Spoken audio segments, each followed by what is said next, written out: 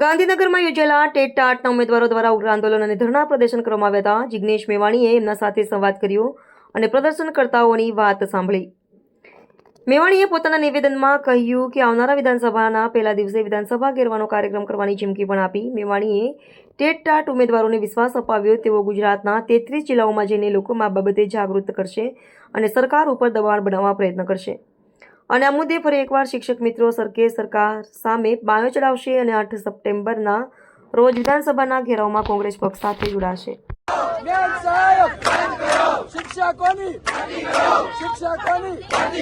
ગુજરાત માંગે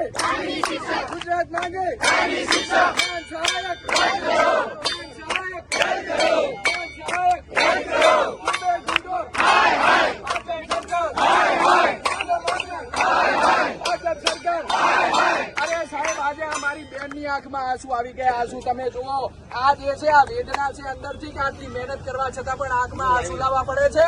અને આ બેરોજગારીનું એક સ્વરૂપ છે કે ભાજપ સરકાર તમારાથી જો આ બહેનોને રોજગારી ના અપાતી હોય તો એક ઢાંકણીમાં પાણી લઈ અને જતા રહો અહીંયાથી. ભાજપના જ કાર્યકર્તા એ બોલેલા છે અને એમના પ્રત્યે અત્યારે કેટલા બધા ભાજપના કાર્યકરો બહાર નીકળી ગયા છે. અહીંયા અમે કોઈની માં નથી, કોઈની બેન નથી. અમારી અમે શું કરીએ બોલો? અમે હવે ક્યાં જઈએ? કોના જોડે ન્યાય માગીએ? અમે અત્યારે લડીએ છીએ એકલા. કોને કહીએ અમારી વેદના? ના, પણ તમારી વેદના 2027 ચૂંટણીમાં બતાવવાની. આપણા જેવા 1 લાખ ઉમેદવાર છે. અત્યારે ચૂંટણી કરો અને જતી કરો, ભાજપ સરકારે જતી કરો. અમે કંટાળી ગયા નથી. સત્તા પરિવર્તન, ભાજપ સત્તા પરિવર્તન પરીક્ષા આપીએ છીએ. એક પોઈન્ટ થી રહી જઈએ છીએ દર વખતે. આ વખતે અમે તમારી ખોટી ભરતીના કારણે રહી ગયા છીએ.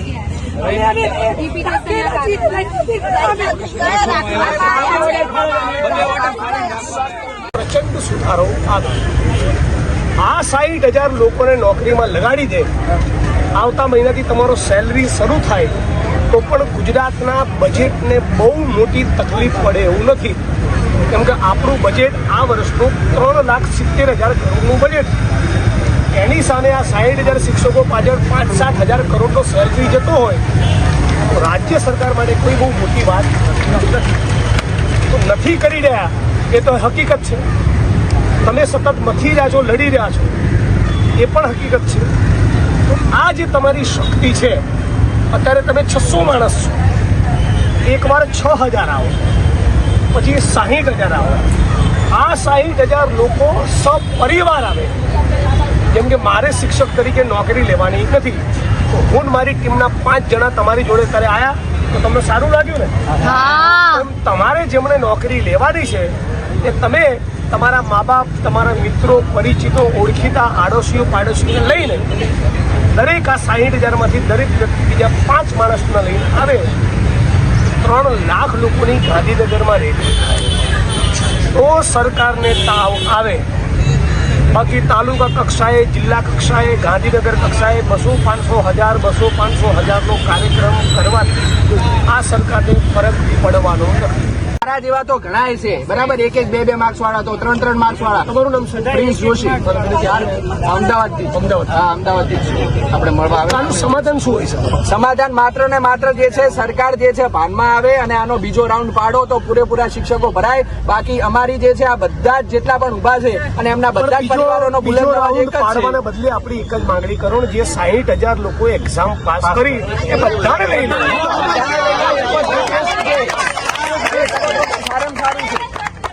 આપણે શું ઓલરેડી જયારે 50,000 લાખ શિક્ષકોની જરૂરિયાત હોય અને 60,000 ક્વોલિફાઈડ એક્ઝામ પાસ કરી ચૂકેલા માણસો છે તો નહીં લેવાનું કારણ શું છે?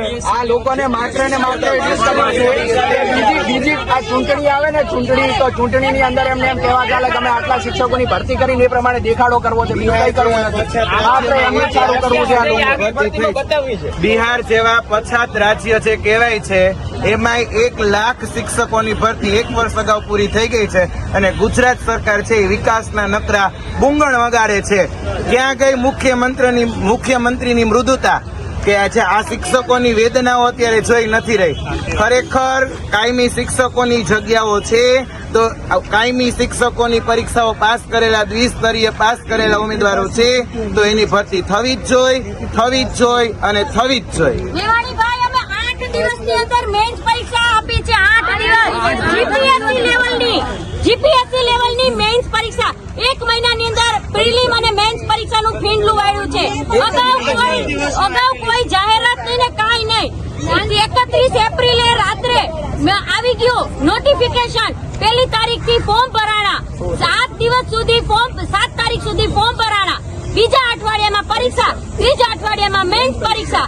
1 મહિનાની અંદર અમે પ્રિલિમ્સ અને મેન્સ પરીક્ષા આપી છે, તો પણ અમે સારા માર્ક્સે પાસ કરી છે. અમે ક્વોલિફાઈડ છીએ તો પણ અમને નોકરી નથી આપી. અમે જ્ઞાન સહાયક નથી કરી. અમે મેન્સ પરીક્ષા પાસ કરીને, લેખિત પરીક્ષા પાસ કરીને ગયા.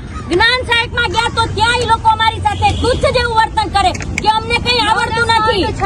હવે ઈ લોકો તો એક પણ પરીક્ષા પાસ કરીને નથી બેઠા. કેટલા શિક્ષકોની ઘટ છે? સમગ્ર ગુજરાતની સરકારી શાળાઓમાં 1 લાખ જેટલા શિક્ષકોની ઘટ છે. સામે 60,000 જેટલા ટેટ પાસ કરનારા ઉમેદવારો છે. રાજ્યની સરકાર ધારે તો ઘડીના 6 ભાગમાં આ 60,000 શિક્ષકોને જ્ઞાન સહાયકના બદલે કાયમી નોકરી આપી ખાડે ગયેલું શિક્ષણનું તંત્ર સુધારી શકે.